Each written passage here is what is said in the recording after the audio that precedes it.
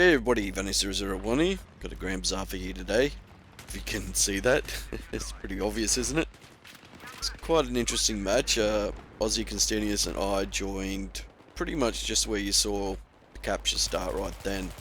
Pretty much joined the game, leant over and start the capture up. So we weren't too impressed. We were like, oh shit, we just joined a shit fucking game, but what are we gonna do, eh? Try our best, see what we can do about it. Okay, I get some close quarter news out of the way here. It will be $15, and it's not going to be the $30 which was rumoured to be going around. And it will be released on the 1st of June for PS3, and on the 11th of June for Xbox 360 and PC. So pretty close, you know, week away or so.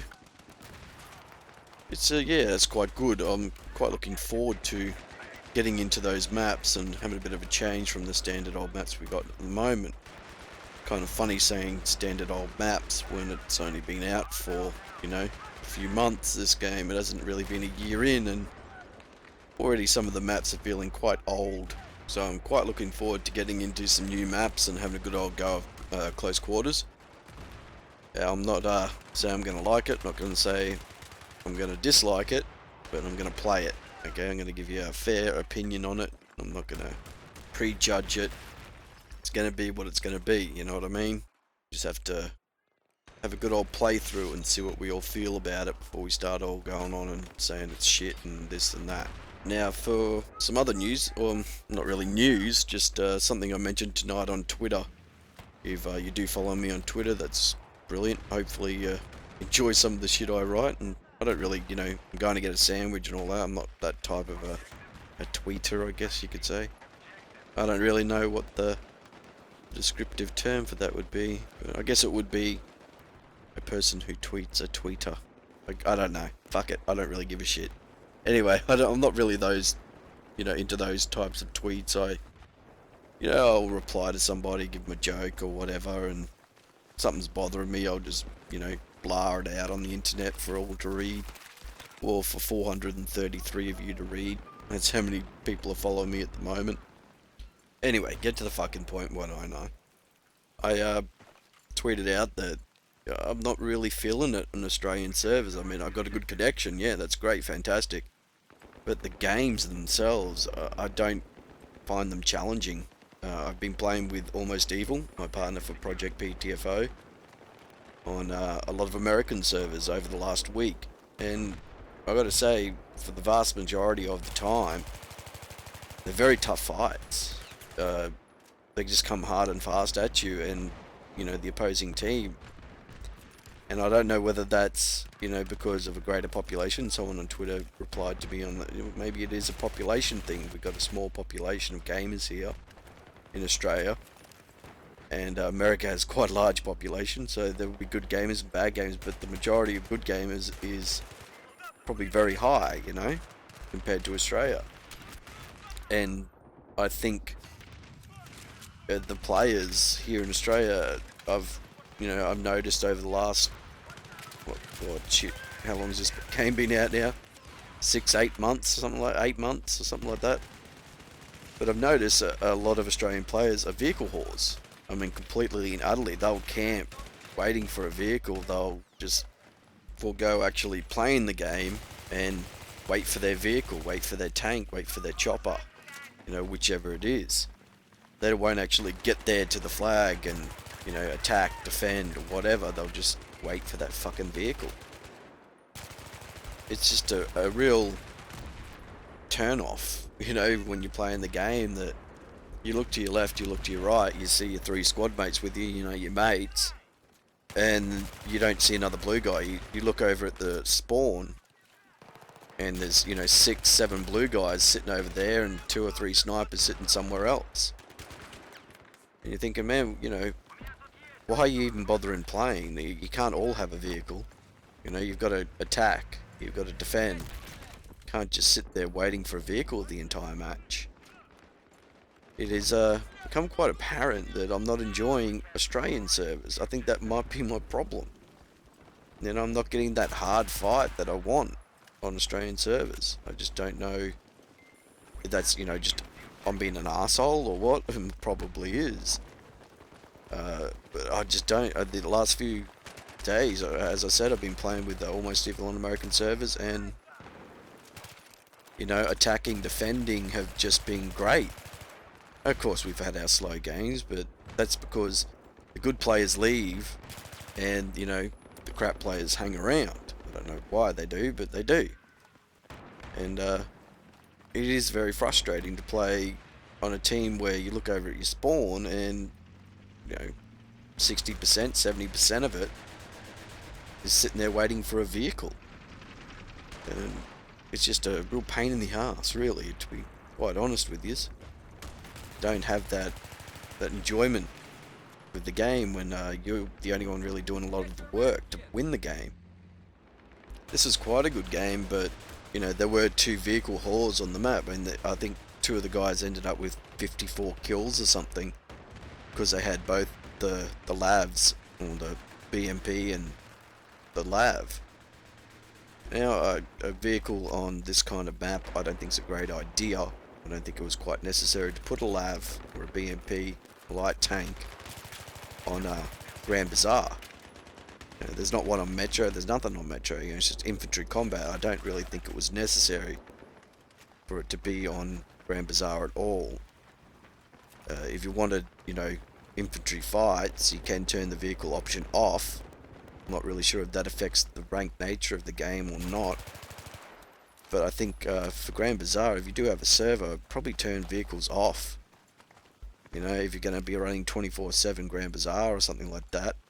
There's another topic I'm going to get into in quite a bit of detail, and quite pisses me off, but I'll get into that in a sec. So yeah, I'm not saying all Australian players are bad.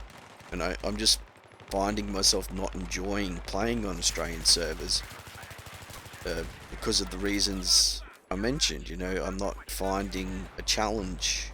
I'm not having that hard fight. Occasionally I do, and you generally do see those games when I do have them. I generally put them up. However, you know, American servers I've just found have been great fights. Very tough fights, you know. I'm not sure why. Fucking Aussie just Supermaned at me right then. Did you see that shit? Fucking jumped on a grenade. But yeah, so yeah, I don't want you all thinking like, oh fucking he's ragging on the street. Fucking what an arsehole. Well, maybe I am, but probably am. But I gotta, you know, say what I feel. I don't really feel Australian players bring it, you know. They don't bring the fight. And if you take that to heart and feel offended by it, I'm sorry, but it is how I feel. You gotta look. See, they've completely fucking wiped out the C flag with that lav, so you got nowhere to hide. I'm trying to find somewhere to cap this flag from without being seen by that bastard. But it's not going to work out. You can see you everywhere. Guy ends up spawning behind me. Yeah, so there you go. That's just something that's been bothering me over the last few weeks, and I thought I'd finally put it out there that I have more fun on American servers. I gotta say, I really do. So I'll get on to the other topic that bugs the shit out of me. The rent-a-server patch. Now, I was a big proponent of it. I thought it was a great idea. I actually mentioned it in a commentary a few months ago that I would pay DICE to rent a server. Now, as you know, my server's pretty much dead, and I think I will not be renewing it because my server's set up as Battlefield was released. You know, standard ticket count. Sometimes I put up 200% depending on, you know, how people want to play, but I won't do that with Rush. I think 200% tickets on Rush with 150 tickets, it's fucking ridiculous. Anybody who has that on that server, I'm sorry, I think that is so stupid. Just the worst thing you could do, it's so bad. Anyway, I won't be renewing my server. It's practically dead now, and I think that's because I have it set up as a standard server, you know, as, you know, the servers were when the game was released. It's just a standard server with Russian Conquest, normal tickets, how Battlefield was released, and I don't think people want that. When you look at the server browser now in Australia, there are so many empty servers, and it's not a concern for DICE or EA or anything because they're not paying for the server. We've paid for the server, they have our money, so they don't have to worry about them being empty. It's not affecting them. But you look at it, and the majority of the servers are 24/7 this, 24/7 that. Metro, Grand Bazaar, CN, and, you know, these ridiculous servers called 24/7 air assault or something like that. Like, it's going to be jets only servers. Well, what? 4 jets on a map and 12 people. So what is everybody taking turns in a jet or a helicopter? You know, they're just ridiculous servers, you know, 24/7 air assault or air combat server and all this. Just, man, come on. May as well put air assault server, nothing but Operation Metro 24/7, 1,750 tickets.